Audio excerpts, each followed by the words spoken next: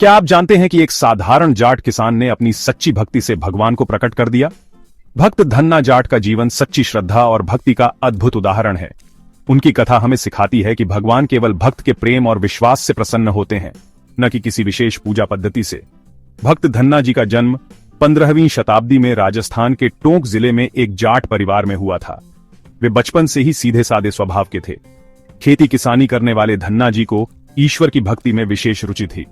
एक दिन धन्ना जी ने गांव के एक ब्राह्मण को भगवान की पूजा करते हुए देखा। जब उन्होंने पूछा कि वह किसकी पूजा कर रहा है, तो ब्राह्मण ने बताया कि यह शालिग्राम भगवान विष्णु का स्वरूप है और इसकी पूजा करने से भगवान प्रसन्न होते हैं और मनचाहा फल देते हैं।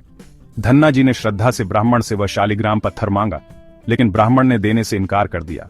जब धन्ना जी ने बहुत विनती की, तो ब्राह्मण ने मजाक में एक साधारण पत्थर उन्हें दे दिया और कहा, जाओ इसकी पूजा करो, तुम्हें भगवान मिल जाएंगे।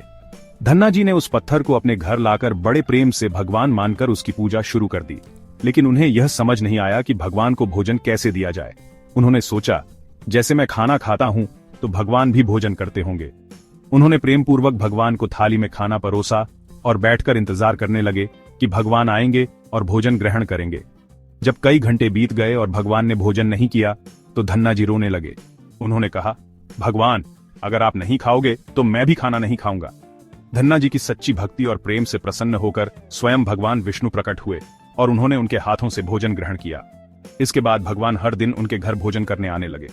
ये चमत्कार जब गांव वालों को पता चला तो सब चकित रह गए। वे समझ गए कि भगवान को तंत्र मंत्र या विशेष विधियों से नहीं, बल्कि सच्चे प्रेम और श्रद्धा से पाया जा सकता है। यह कहानी हमें सिखाती है कि भगवान को पाने के लिए किसी बड़े यज्ञ की जरूरत नहीं, बस सच्चे प्रेम की जरूरत है। अगर आपको यह कथा पसंद आई तो लाइक करें, कमेंट करें और चैनल को सब्सक्राइब करें।